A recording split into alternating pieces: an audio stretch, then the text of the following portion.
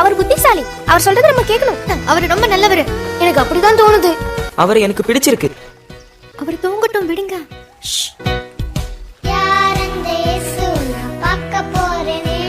Shalom shalom.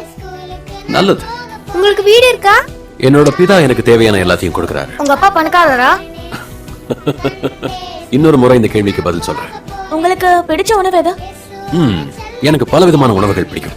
ஆனா குறிப்பா பல காரணங்களுக்காக எனக்கு அப்பம் பிடிக்கும். பிள்ளைகளா, ஆண்டவரின் வார்த்தையை எடுத்து மத்தவங்க கிட்டயும் பகிர்ந்துக்கணும். அப்புறம் வீட்டுல அப்பா அம்மா கிட்ட மரியாதையா நடந்துக்கணும்.